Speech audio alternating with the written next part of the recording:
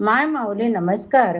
त्रिवेणी ओवी जागर सण वार उत्सव यामध्ये मी आज तुम्हाला दिव्यांची कहाणी एक आगळी वेगळी विनय मधुकर जोशी यांच्या लिखाणातून तुम्हाला मी अभिवाचनातनं सांगत आहे.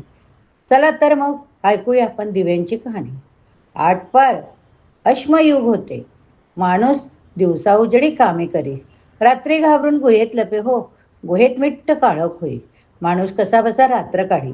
आगीचा शोध लागला, पण ही आग गुहेत आणावी कशी? जाळायला नको, पोळायला नको. माणसाने दगडाची खोबणी केली, प्राण्यांच्या चरबीचे तेल घातले, कातडीची वात घातली, वणव्याच्या आगीवर पेटवला दिवा. कुठला दिवा?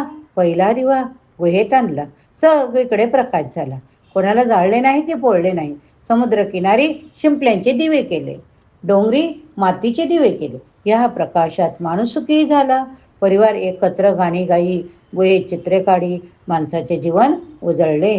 पुढे ताम्रयुग आले. कोणते युग? ताम्रयुग. लोहयुग आले. धातूंचा शोध लागला. माणसाने धातूचे सुबक दिवे बनवले.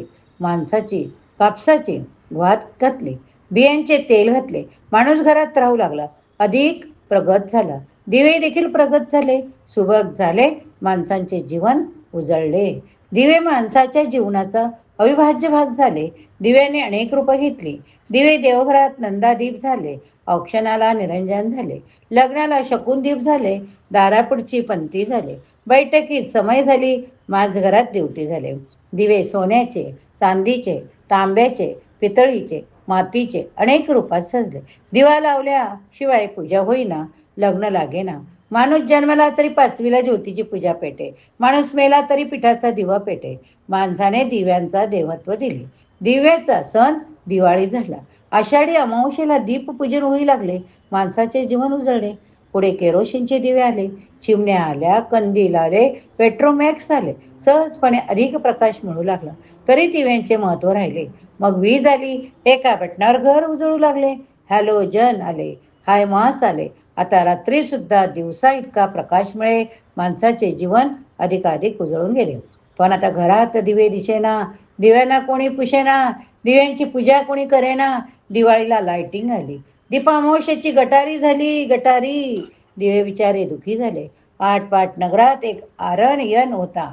त्याला इंटरनेटवर दीपामावस्येची माहिती दिसली. त्याने आईला विचारले, मॉम, दिव्याची आवाज म्हणजे काय? मला काय माहीत, आजीला विचार. ग्रँडमा, दिव्यांची आवाज म्हणजे काय गो? आमच्या वेळी की नाही, आम्ही घरातले सगळे दिवे शोधायचो, घासायचो, पुसायचो, त्यांची पूजा करायचो. वाव, किती कूल! आपण करूया का? यावर्षी करशील, पुढे उतरशील, उठशील, मातशील, घेतला वसा टाकशील. उतणार नाही, मातणार नाही, घेतला वसा टाकणार नाही. आजीने वसा सांगितला. आरण्य घरातले दिवे शोधले, त्याची पूजा करून फोटो सोशल मीडियावर टाकले. हा वसा पार्थने पाहिला, स्पृहाने पाहिला, रियाने पाहिला, गार्गीने पाहिला. त्यांनी पण हा वसा घेतला. दिव्यांचे अवस ट्रेनिंग झाले. दिवे आणले, माणसाची प्रगती झाली. जीवन उजळले, तरी भारतीय माणूस उठला नाही, मातला नाही, संस्कृतीचा वसा टाकला नाही. दिवे प्रसन्न झाले. अतः दीपो भव, अतः दीपो भव. या परंपरा जपणाऱ्या दिव्यांमुळे भारतीय म्हणजे संस्कृतीचा प्रकाश नित्य तेवत राहो, त्याचे जीवन आनंदाने उजळो. ही साठा उत्तराची कहाणी तुळशीच्या पंथी, निरंजनाच्या वाती, नंदादीपाच्या ज्योती. सुफळ संपूर्ण, सुफळ संपूर्ण. मी ही दिव्यांची पूजा कहाणी तुम्हाला अभिवाचनात सांगितली. तुम्हाला जर आवडली असेल तर नक्कीच लाईक करा, प्रतिक्रिया लिहा.